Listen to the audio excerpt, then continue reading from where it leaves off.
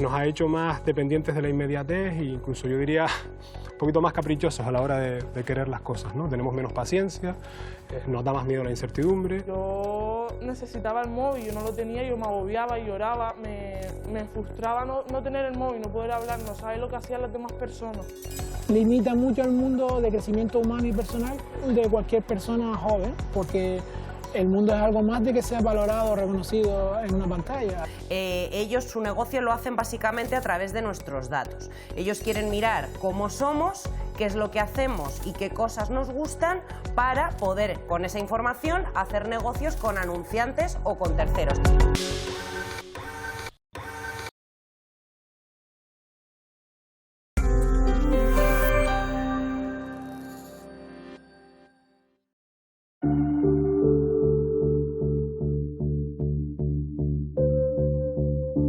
Qué rápido ha cambiado el mundo. Hace 30 años, el uso de Internet o de teléfonos móviles no estaba ni de lejos tan generalizado como hoy en día. La revolución digital ha transformado por completo nuestras vidas. De hecho, las actividades de millones de personas en todo el mundo dependen de este pequeño aparatito. Con la tecnología vamos a vivir siempre. La necesitamos para estudiar, para trabajar, para relacionarnos, para viajar, para un montón de cosas. Aquí no es no uses la tecnología o deja la tecnología. Aquí es usa la tecnología, pero de forma consciente y responsable. No hay que demonizar el uso del dato porque puede ser muy bueno en gestión de movilidad a nivel ciudad. Todos esos datos pueden ser agregados, tienen mucho poder y muy útil. También puede ser muy bueno a nivel salud. El Big Data utilizado de una forma eficiente puede ayudar a encontrar mejores tratamientos o más personalizados. Hello. Hello. Hello. Hello. Hello. Hello. Hello. iPhone. Today, Apple is going to reinvent the phone. Lo que algunos expertos han denominado como la tercera revolución industrial implica que estén surgiendo nuevas herramientas que nos permiten realizar actividades cotidianas de forma más ágil. Las ventajas son evidentes, pero algunas voces ya empiezan a advertir de que el uso y sobre todo el mal uso de la tecnología también puede ser contraproducente. El decirle a un niño no puedes ver más dibujos, no puedes ver más tal y después sin darte cuenta estamos el padre y la madre, ¿sabes? Los dos así. El desafío es cómo gestionar esta conectividad total, tratando de crear una relación de armonía entre todas las partes. Si no conocemos los riesgos que eso conlleva, el mal uso de las tecnologías, puede conllevar serios problemas en salud mental. Había perdido esa sociabilidad y esa capacidad de relación que yo tenía antes de jugar y notaba que me estaba aislando de mi familia y de mis amigos. Nosotros nos acostumbramos a ver todos estos perfiles de conducta adictiva que mide la tecnología y todos han perdido muchas cosas importantes. Unos han perdido años de juventud, otros han perdido patrimonio económico y otros han perdido la dignidad. ¿Existen riesgos de los que aún no somos conscientes?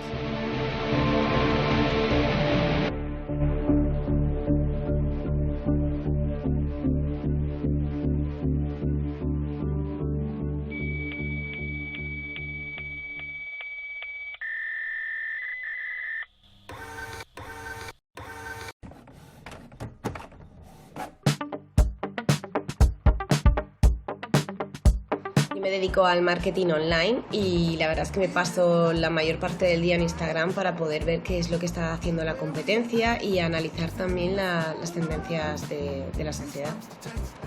Yo intento hacer un uso bastante responsable del móvil, usándolo lo menos posible, especialmente delante de mi hijo. Pero cuando lo uso, lo utilizo para mirar WhatsApp, revisar Instagram, escuchar un poquito de música y alguna gestión bancaria. Para entrar al Classroom, ya que ahí es donde nos suben todas las tareas para clase. Sobre todo el uso del ordenador para ver documentos, trabajar con los libros de la universidad. Yo utilizo el móvil sobre todo para mantener contacto con mis amigos que viven bastante lejos. Por ejemplo, tengo muchos amigos en la península. Uso mucho la aplicación de mi banco y también tengo algunas apps de supermercado que me facilitan las ofertas. Yo utilizo el móvil para trabajar, pero siempre acabo utilizándolo para cosas personales, aunque intento disfrutar bastante de la desconexión digital. Yo paso diariamente bastantes horas con el móvil, sobre todo en mis redes sociales, que tengo WhatsApp, Instagram, TikTok y Twitter. El móvil lo uso para llamar, whatsappear, también para escuchar música y podcast. Hacer la compra, pedir cita del médico, también para ocio, pero Instagram, TikTok, vamos, prácticamente para todo.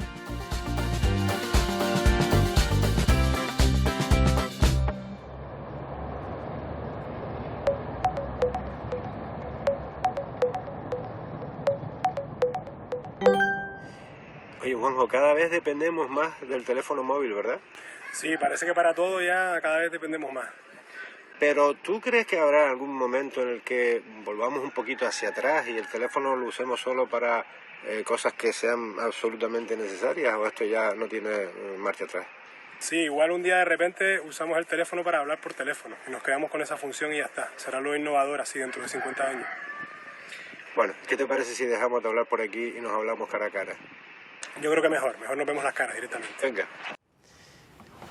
Oye, Juanjo, ¿y cómo ha cambiado nuestras vidas las tecnologías, lo que conocemos por tecnología de la información y de la comunicación? Bueno, de manera trascendental, está claro, ¿no? Yo creo que sobre todo ha acelerado o complicado procesos que en realidad ya existían antes, ¿no?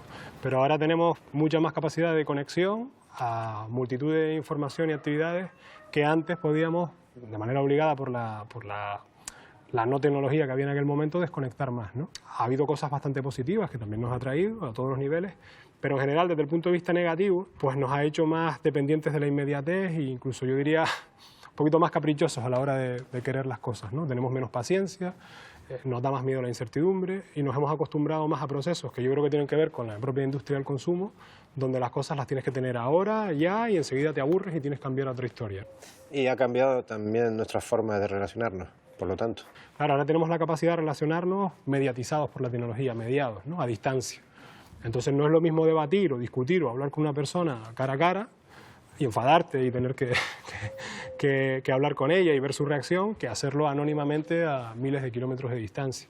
Parece que vamos aprendiendo, imponiendo un sistema de relacionarnos menos empático, más agresivo, más violento, y eso yo creo que también tiene que ver un poco con la falta de empatía, incluso a nivel físico, ¿no? No ves ya a la otra persona como una persona, sino como un objeto, porque tú construyes el mundo y tus relaciones a partir de lo que consumes en el teléfono móvil, de ver vídeos de TikTok, de otras cuestiones.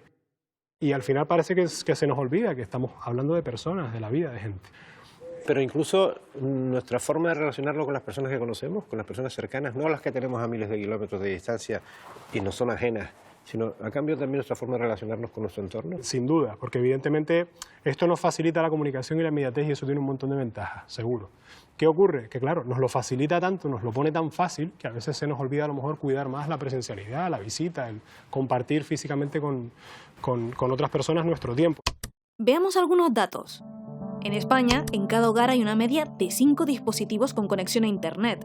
En 2021, el 99% de las personas de 16 a 74 años declaraban haber utilizado el teléfono móvil en los últimos 3 meses. Somos el país europeo donde más tiempo pasamos con el móvil, 3 horas y 27 minutos diarias. Utilizamos sobre todo aplicaciones de mensajería como WhatsApp y redes sociales, aunque la pandemia disparó el tiempo de consumo de contenido en streaming y juegos online. Tocamos nuestro móvil una media de 142 veces al día. ¿Estamos abusando de la tecnología? Prácticamente todo lo podemos hacer con un teléfono móvil conectado, naturalmente, a Internet. Jugar, consumir cualquier tipo de producto o de servicio, pero estas comodidades no nos están desconectando del mundo exterior, de hábitos más sociales. Depende de cómo lo hagamos, ¿no?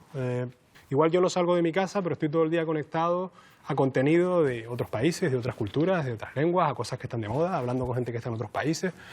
Eso es que estoy más desconectado del mundo exterior, pues depende de cómo se vea, ¿no? Donde sí yo creo que hay un cambio que puede ser sobre todo negativo o empobrecedor en general para la sociedad es, sí, tenemos más acceso, más contenido, más información que nunca. Ahora, el uso que hacemos de toda esa información que antes no teníamos, ¿cómo es? La costumbre que estamos adquiriendo es de acceder a esa información de forma mucho más parcial, resumida, rápida, efímera, y yo creo que tiene que ver un poco con que no hemos sido conscientes ni a la hora de regular en leyes o medidas, o de regularnos simplemente a nosotros mismos, en entender que al final sí, tenemos más información que nunca, pero nos estamos acostumbrando a quedarnos en el titular. Y eso al final es un caldo de cultivo, pues sí, para la manipulación o en general para la ignorancia, ¿no? Para el pensamiento crítico empobrecerlo. En cuanto a las diferencias sociales, ¿contribuye la brecha digital a una mayor diferencia de clases dentro del uso de las tecnologías? Sí, sin duda. A ver, y la brecha social, hay una parte que tiene que ver con la conectividad, pero no es solo la conectividad, es decir, la gente que no tiene recursos para pagarse una conexión a Internet. La brecha digital tiene que ver con los usos que también hacemos de la tecnología. ¿Quién tiene más posibilidades de tener un problema de abuso, de dependencia, de adicción o de mal uso de la tecnología? Pues probablemente un chico joven de un barrio desestructurado, con los padres no tienen conocimientos ni tienen redes de apoyo que le expliquen, le alerten y le eduquen sobre esos riesgos. Entonces, claro, ¿dónde están haciendo más daño ese tipo de productos o conductas? En gente que ya estaba en un sector de la población más desfavorecido.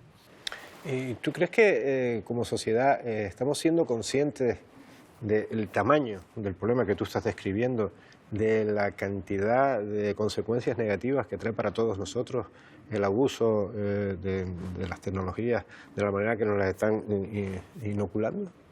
Bueno, yo creo que algo de nivel de conciencia hay, pero esto se puede equiparar un poco al problema del cambio climático, ¿no? Ahora somos mucho más conscientes que hace 10 años, pero hace 10 años sabíamos que nos estábamos cargando el medio ambiente y hace 20. Otra cosa es cómo de conscientes somos o cómo de dispuestos estamos a cambiar nuestro estilo de vida por ser responsables o por tener un espíritu de comunidad, por cuidar lo colectivo y no solo lo individual. Pero ese nivel de conciencia todavía está en una fase muy inicial, muy de, bueno, sí, yo sé que esto, oye, que igual estoy mucho con el móvil, que tengo que tener cuidado con lo que me cuentan, que al final estoy descuidando visitar a mis familiares o a mis amigos por estar haciendo esto, pero todavía me gusta demasiado, llevo poco tiempo haciéndolo, bueno, tenemos margen como para mejorarlo, ¿no? Entonces, claro, ¿qué pasa? Que cuanto más tiempo pase, cuanto más estas costumbres se normalicen, mayor será el problema. Aquí desde Irichen ustedes llevan ya un tiempo trabajando precisamente en este tipo de abuso, de adicción a las tecnologías, a la pantalla. ¿Qué es lo que más les preocupa de todo lo que han visto, de todo lo que ven? Bueno, primero es un fenómeno muy diverso y muy complejo, ¿no? Hay muchas aristas que nos preocupan. Una de las grandes preocupaciones que son las adicciones, digamos, comportamentales o sin sustancia, donde las tecnoadicciones tienen un peso enorme, es decir, la dependencia, el abuso, el sobreuso que hacemos de determinadas tecnologías, cómo estas además se alimentan de otros procesos de exclusión que ya existían, es decir, por ejemplo, la brecha de género. Los chicos, sobre todo, tienen problemas del uso del videojuego. Y las chicas de una red social, y casualmente la red social reproduce estereotipos de género que llevan a la desigualdad entre hombres y mujeres. Pero no solo está la parte, digamos, adictiva, sino luego está lo que son los malos usos de la tecnología, que también es un problema muy grave.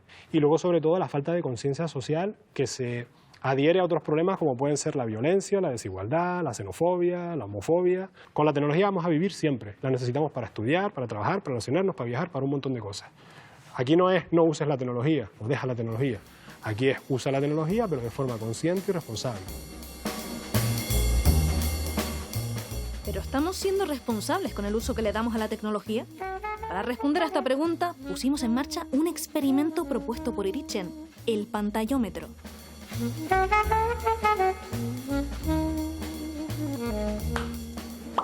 Por supuesto que sí. ¿Cómo voy a decir que no? No. Sí. Sí. No. Hay veces que sí. Totalmente. Durante la comida, prohibido móviles en la mesa y mirar móviles. Sí. No es recomendable porque primero hay que comer, después hay que dar tiempo para el móvil. Sí, aprovecho. No me dejan, pero lo hago. Sí. No. Eso lo oí una vez y dije, no, porque dicen que es muy malo como para poder dormir y demás. Lo quito y luego por la mañana sí lo veo. Lo primero que veo es el móvil. No. Al dormitorio, pues sí. Sí. Sí. Que lo utilice, no lo utilizo. A partir de las 10 ya no lo cojo. Pero eso me lo llevo.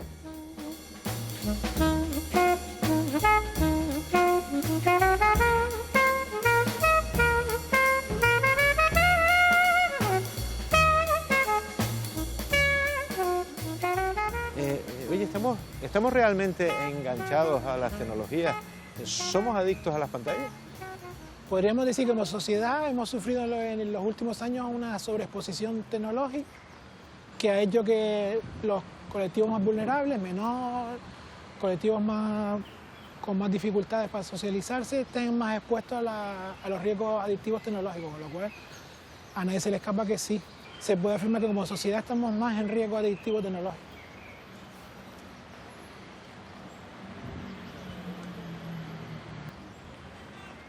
¿Cuál es la línea que separa el buen uso de las tecnologías que necesitamos para nuestro día a día de ese mal uso que desemboca en ocasiones en los enganches? Hablar solo de buen uso o mal uso es como simplificar demasiado un tema muy complejo que tiene muchas aristas, porque hablar del móvil como un fenómeno adictivo no está demostrado, o hablar de Internet como un fenómeno adictivo es peligroso porque no es real. Entonces, ¿y cuál es el límite entre el uso, El digamos... límite siempre va a ser lo que determina si una persona está siendo adicta a una conducta, en este caso. En las sustancias aumenta el consumo, en esto es el tiempo de uso, la repetición de las visualizaciones, la búsqueda de like, o la de exponerse en las redes, o jugar al videojuego, o apostar.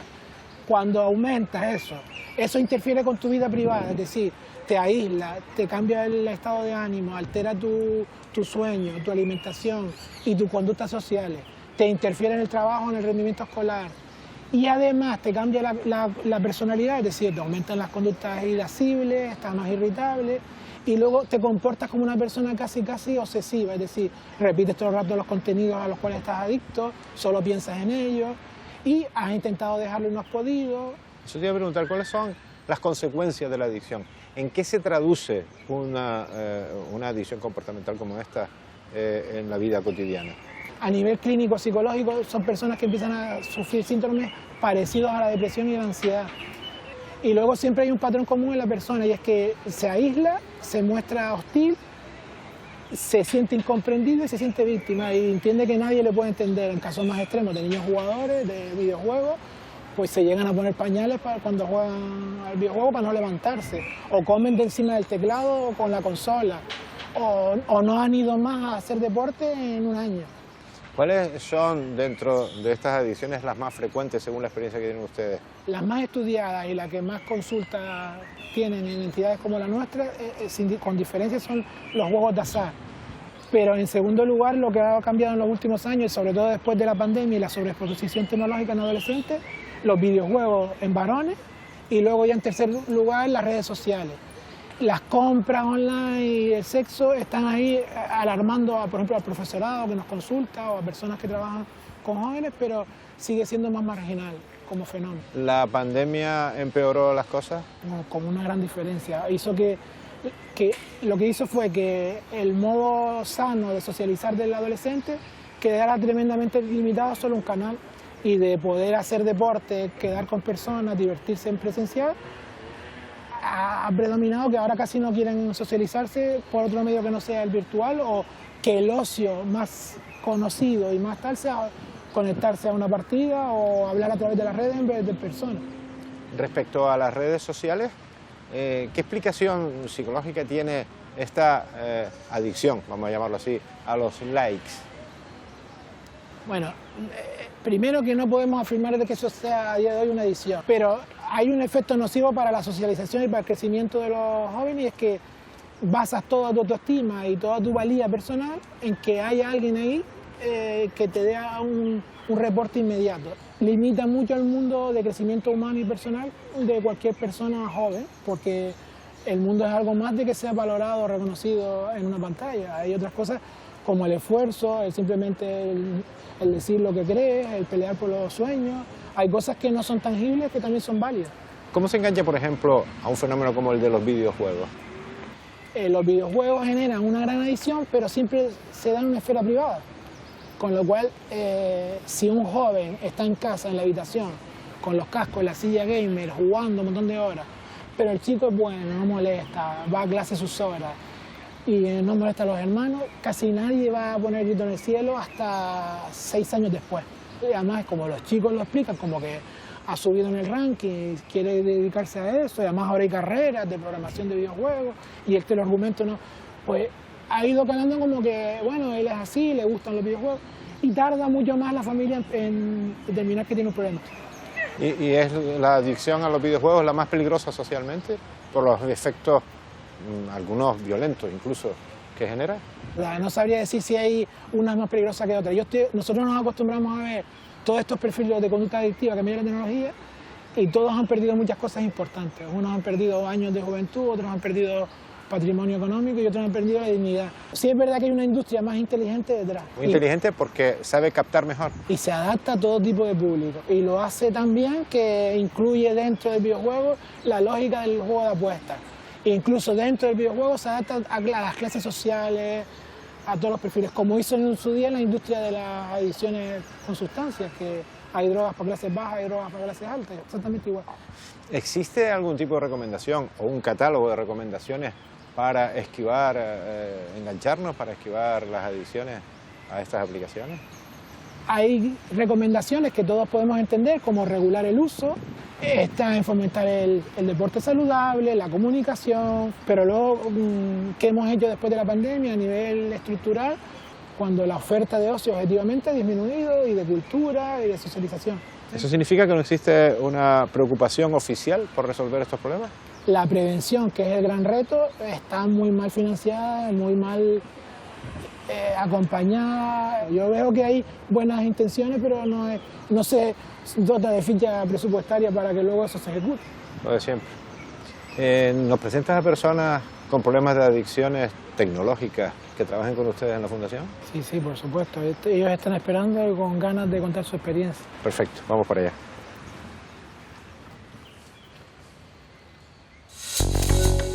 Una cosa que también tenemos que entender es que el funcionamiento de las redes sociales lo que hace es mantenernos enganchados, porque cuanto más tiempo pasamos en una red social, más datos generamos. Entonces esto puede generar pues burbujas de información. Entonces al algoritmo le da igual que la información que nos esté ofreciendo igual sea mentira o que sea peligrosa para la salud, siempre y cuando nos mantenga ahí. A mí se me escapa un poquito que los jóvenes y las jóvenes queden en el parque, pero están interactuando a través de las redes sociales, ¿no? A mí esto me preocupa, la verdad, me preocupa. La pérdida del contacto humano.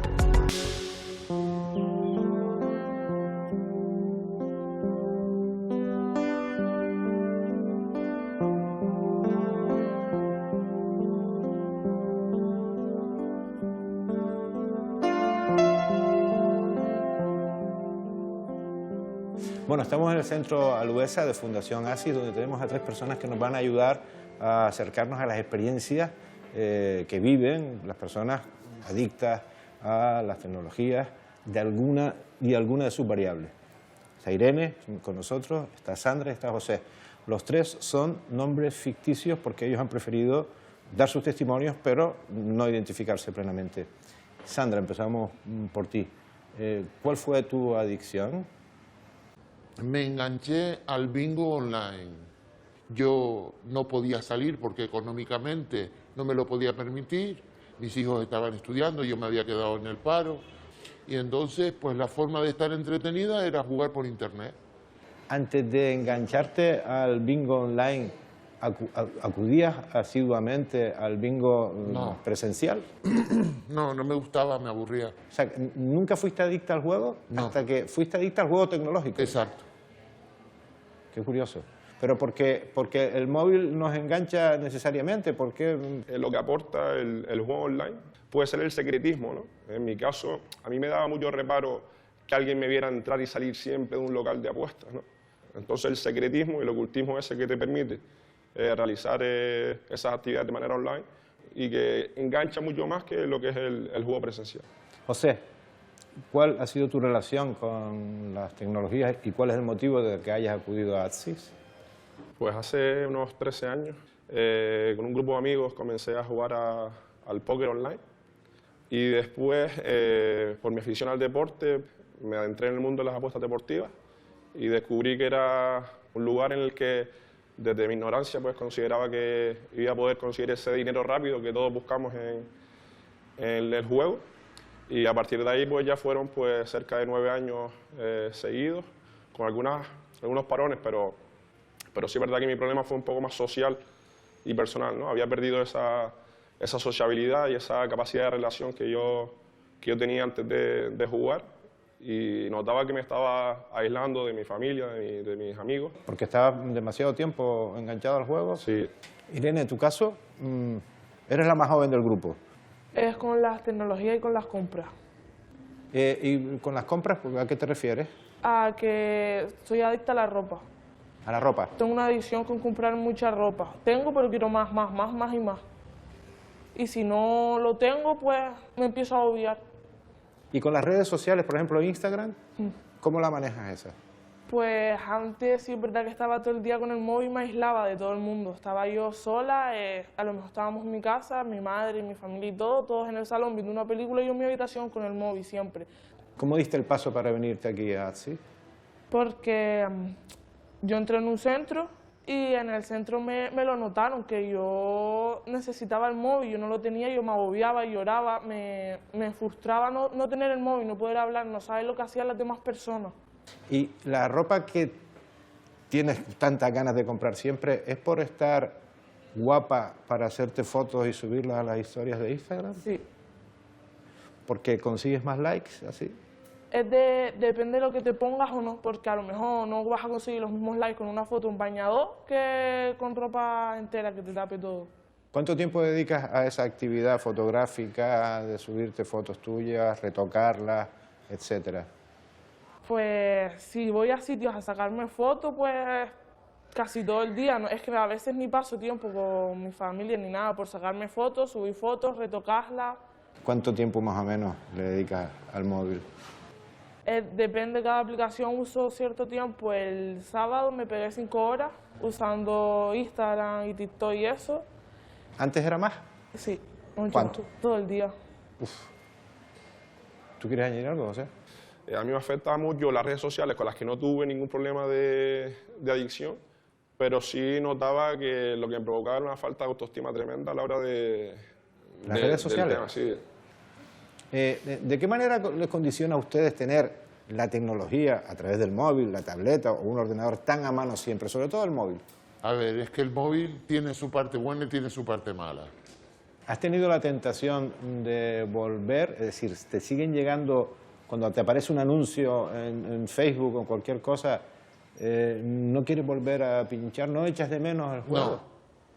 Yo lo veo y lo paso.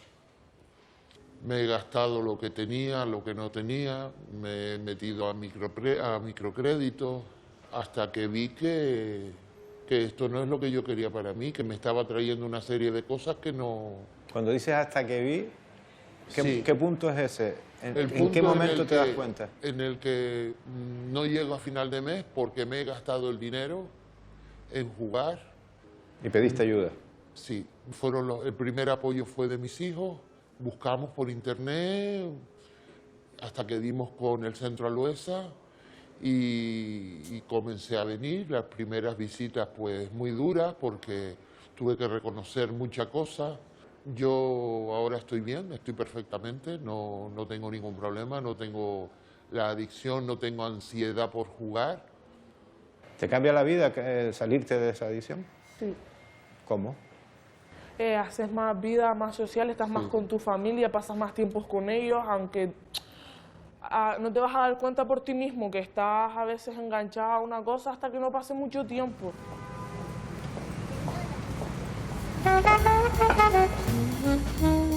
Mientras unos consiguen aceptar y superar sus adicciones, en la calle, nuestro pantallómetro sigue subiendo. Sí, porque tengo que mirar a ver si me han mandado algún correo, alguna cosa, pero luego ya a la hora del desayuno sí que paro. Por supuesto que no. El café y el desayuno y los quehaceres. Sí. No, nunca. Yo levanto a las 7:30 y móvil empiezo a las 10. Pues sí, lo suelo mirar, pero no por vicio, sino normal. Eventualmente sí. Sí. Sí, y no debería. Normalmente cuando veo una película, lo típico te pones a mirar el móvil, a buscar el actor y tal, y se me va el día, sí. Sí. No, porque no tengo nada más que la televisión, no suelo estar en las dos cosas al mismo tiempo. Sí. Cuando veo la tele, a veces me fijo, el ordenador, incluso cuando estoy haciendo trabajo, mi móvil. Ah, bueno, eso sí, depende si hay cotilleo o algo así.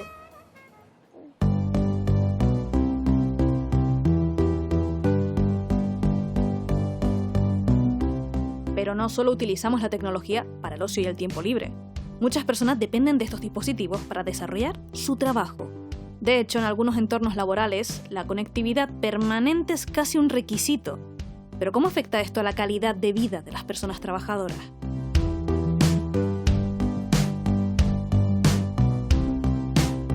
Se está produciendo una transformación a todos los niveles y además de una manera muy rápida.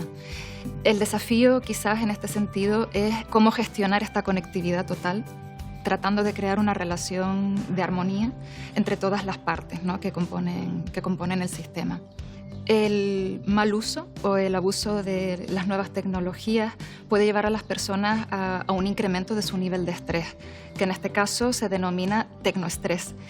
La desconexión digital es un derecho laboral de los trabajadores a no tener que contestar ningún tipo de comunicación por parte de la empresa fuera de lo que es su horario laboral. En España este derecho se recoge desde el año 2018 y consiste básicamente en respetar el tiempo de descanso, las vacaciones y los permisos de los trabajadores, además también de su intimidad personal y laboral. ¿Qué está en mi mano? Pues por un lado puedo quitar las notificaciones, no tener en mi teléfono móvil aplicaciones del trabajo que no sean imprescindibles, tratar de planificar también actividades que estén al aire libre y que no necesite el uso de pantallas. La ley está. Sin embargo, en ese sentido, España se encuentra por detrás de otros países de la Unión Europea con respecto a la puesta en marcha de ciertas herramientas o de ciertas medidas que ayuden al cumplimiento de esta ley, ¿vale? Aquí, en ese sentido, dependemos mucho de las políticas internas que tengan las organizaciones. En este sentido, las empresas juegan un papel clave en cuanto a la implantación de medidas y en fomentar una cultura saludable para los equipos. Pues si esto es en los adultos, la infancia no se libra del enganche a las pantallas. Pero cuidado, porque la línea que separa la adicción y la demonización de la tecnología es más fina de lo que pensamos.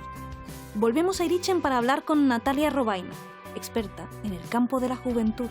No es justo y tampoco es realista juzgar a los jóvenes y a las jóvenes con el uso que hacen del ocio digital.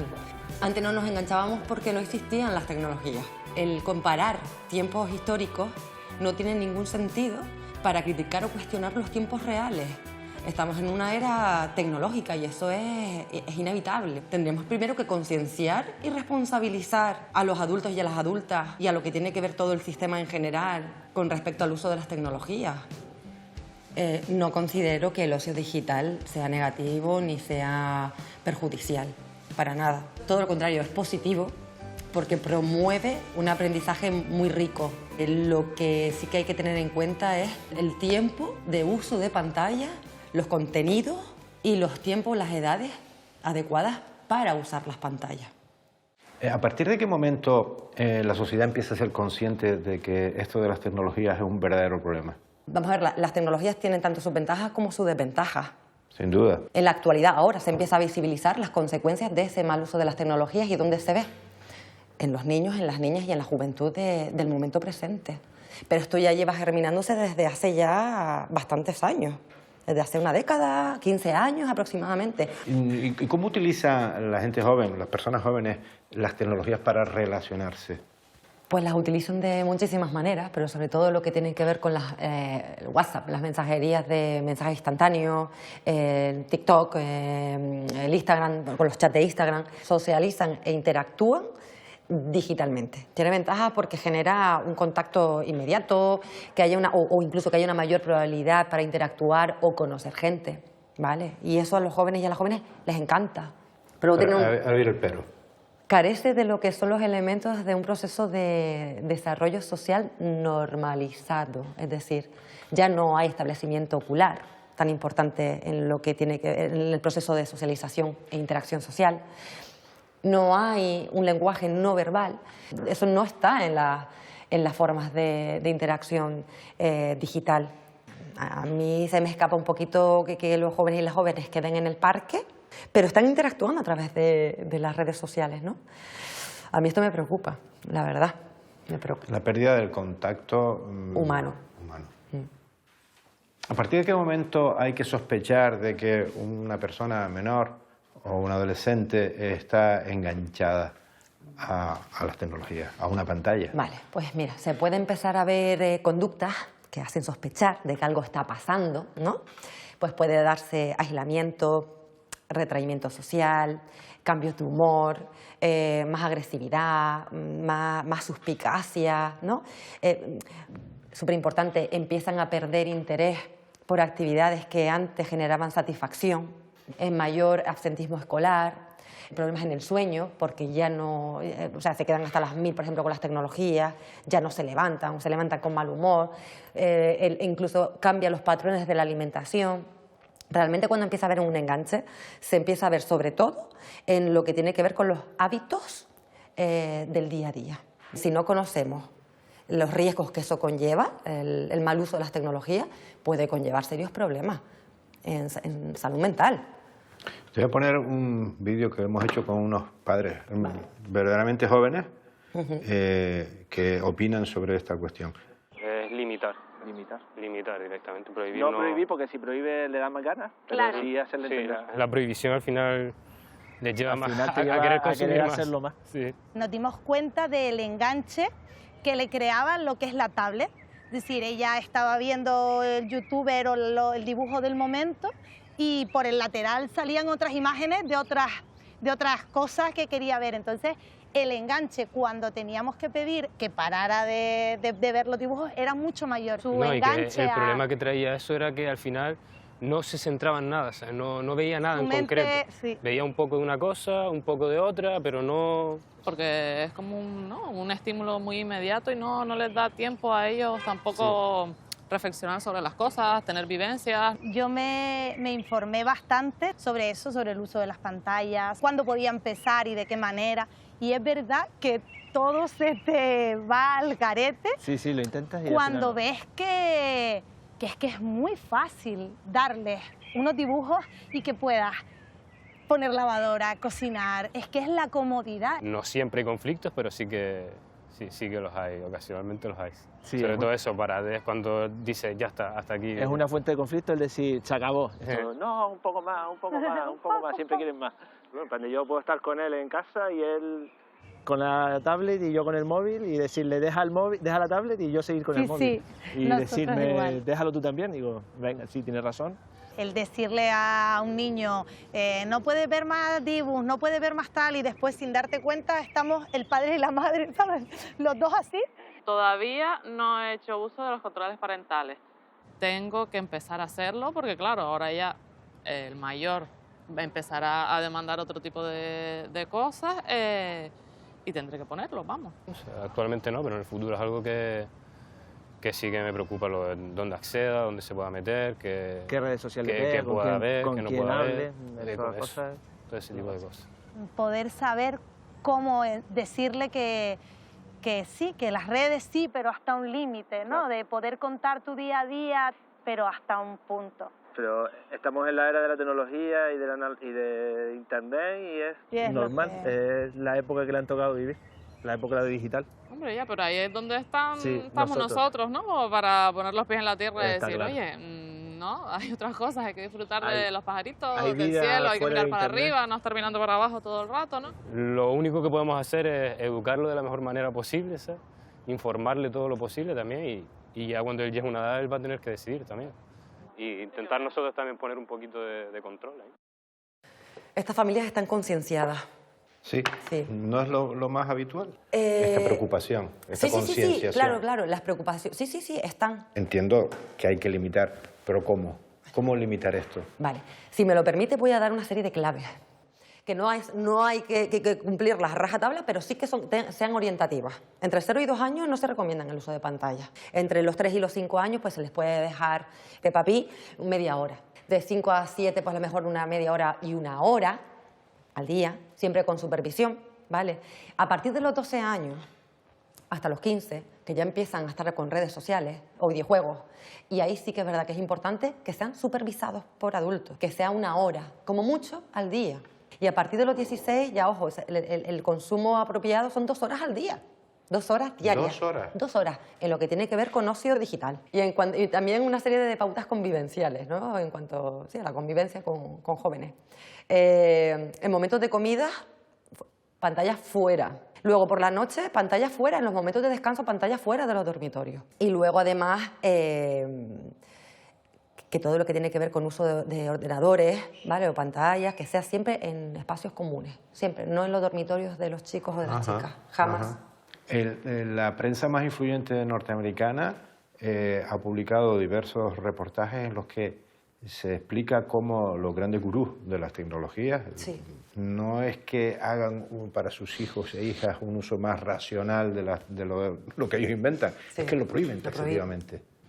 Me parece súper radical, ¿vale? Pero si lo hacen, desde luego considero que es como que ya saben de antemano el potencial adictivo que puede estar teniendo, no los dispositivos, los contenidos, las aplicaciones, las redes, pero sí que me parece radical la desconexión total de un mundo que ahora mismo está gobernado por las tecnologías. Vale, la desconexión total es imposible o improbable, pero quizás no estamos consiguiendo ni la parcial. ¿Se acuerdan del pantallómetro? Subamos el nivel de las situaciones en las que tenemos el móvil en la mano. Sí, estoy de acuerdo. Estoy más de 1 hora sin utilizar móvil, pero mucho más. Cuando hago deporte, cuando leo, nunca uso el móvil, lo dejo apartado. O cuando estudio. Yo salgo hasta horas y horas en la montaña sin móvil. Sí, claro, yo realizo baloncesto, mi deporte, y paso 2 horas entrenando sin mirarlo. Yo practico baile y estoy más de 1 hora sin el móvil. Sí, a menudo. Escucho música mientras espero a alguien, pero no miro el móvil. ¿Sabes? Rollo Instagram y tal cuando estoy en la calle. Sí. Alguna vez pude haberlo hecho, pero no suelo hacerlo como recurso de entretenimiento. Sí. Sí. Hay veces que sí, sobre todo para mirar a ver si están escritos, sí. Sí. Siempre veo el móvil, para todo, para correr, para lo que sea, el móvil. ¿Qué va? Al contrario. Lo disfruto un montón. Lo disfruto mucho, sí. Sufro, no sé si es la palabra, pero sí estoy preocupado por tenerlo cargado durante todo el día, eso sí. Sí. No pasa nada, yo apago el móvil y me olvido hasta que llegue a mi casa para cargar otra vez. No. Los datos sí, la batería no. Solo la batería, los datos no, pero la batería sí. No. No. Eso nos pasa a todos. Pero yo en parte lo agradezco. Muchas veces digo, pues mira, está bien, esto es una señal. Sí, lamentablemente sí. Y cuando lo dejo en casa también. Cuanto más enganchados estemos a sus productos, más ganan las grandes compañías tecnológicas. La recolección y venta de Big Data es el verdadero filón para estas empresas. De esto nos habla Marta Del Amo, periodista y coordinadora editorial de Retina, una de las publicaciones sobre tecnología más importantes de España. Cuando empezamos con esto de las tecnologías, de la información y de la comunicación, todo parecía ser muy ventajoso. Sin embargo, poco a poco hemos ido descubriendo que quizás las grandes compañías han ido moldeando el uso que hacemos de las redes y de las tecnologías. ¿Con qué objetivo se está haciendo esto? Bueno, lo primero que hay que entender es que las empresas tecnológicas, aunque nos den productos en apariencia gratuitos, son empresas y viven de sus accionistas y de los beneficios que generan. La diferencia está quizá en el protagonismo que han adquirido las redes sociales o estas plataformas digitales en nuestra forma de vida, como la entendemos ahora mismo, y la inferencia que tiene en la sociedad. Dentro de su maximización de beneficios, pues para lograrla, pues tienen que no manipular, pero dirigir un poco nuestra actividad para que nuestra actividad les resulte lo más ventajosa posible. ¿Y cómo se obtienen esos beneficios? ¿Cómo obtienen esas grandes compañías esos beneficios? Si nos centramos un poco en lo que es plataforma de producto gratuito, ellos su negocio lo hacen básicamente a través de nuestros datos. Ellos quieren mirar cómo somos, qué es lo que hacemos y qué cosas nos gustan para poder, con esa información, hacer negocios con anunciantes o con terceros. Es decir, esa información se la pueden vender a un anunciante o a una empresa, o con esa información diseñar esquemas de publicidad que maximicen los beneficios para los anunciantes. Si el producto es gratuito, es que el producto somos nosotros. Esa es una de las frases más repetidas en los últimos años, desde que empezamos a concienciarnos alrededor de la Big Data y de los algoritmos.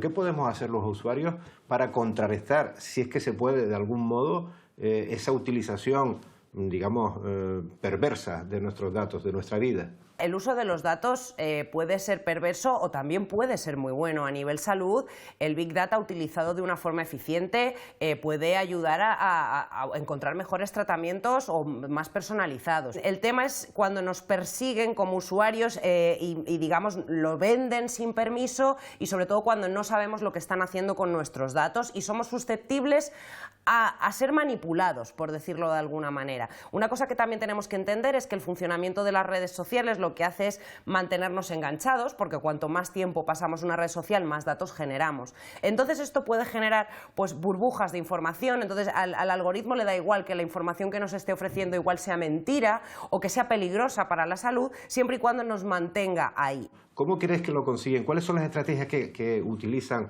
para mantenernos tanto tiempo enganchados a ellas? Por un lado, y gran parte del problema fue cuando se dieron cuenta de que el tipo de contenido que más engagement, que es como ellos lo llaman, o vinculación, es decir, que el usuario se relacionaba más con el contenido, era el contenido más extremo. Es decir, hacia un lado o hacia el otro, de izquierda o derecha, o sea, la violencia, el odio, todo eso hace que los usuarios se involucren mucho más. Entonces eso está fomentando la enorme polarización social que tenemos en este momento y es una gran parte del problema. Si con lo que tenemos ya estamos enganchados y hay mucha gente muy preocupada, los estados preocupados por lo que nos está pasando, ¿qué puede ocurrirnos cuando funcione esto del metaverso? Hay que empezar a pensar en eso porque no puede pasar lo que nos ha pasado con esta primera ola, que es que las han desarrollado, las hemos empezado a usar y cuando ya estaban súper integradas en nuestras vidas hemos visto todos los problemas que nos generaban. Entonces, bueno, si el metaverso se desarrolla, como realmente le falta tiempo a nivel técnico, creo que es una muy buena oportunidad para pensar en qué no queremos que pase en ese entorno si se llega a desarrollar. ¿Alguna clave nos darías para ser usuarios más responsables de las tecnologías? No creerse nada que no lleve un enlace y si lleva un enlace, pincharlo y ver que efectivamente pone lo mismo y luego también ver cuál es la fuente de ese enlace. No compartir nada si no se está seguro de la veracidad de esa información, buscar otras fuentes que complementen esa información y sobre todo, ser más educados y no comportarnos en Internet como no nos comportaríamos en persona. Nos queda conocer los resultados del pantallómetro. El 23% de los participantes ha dado de 0 a 2 respuestas afirmativas. Viven en modo zen, un autocontrol del uso de las pantallas excelente. El 30% de los consultados lo llevan peor de lo que creen.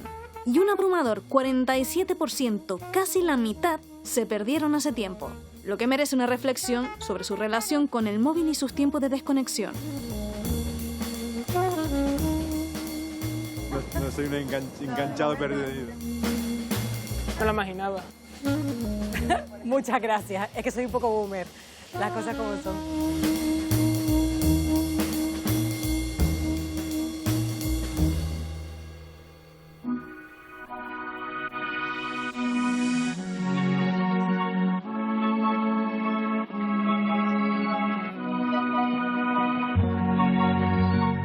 La tecnología es una herramienta, nos facilita la vida y tiene infinidad de ventajas, pero ya hemos visto que también puede generar nuevos problemas ante los que debemos plantear soluciones.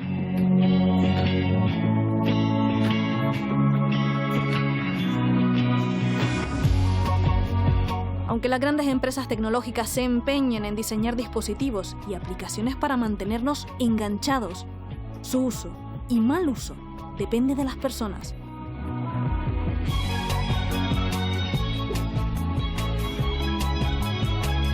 Promover un uso responsable y sano de estas herramientas está en nuestras manos.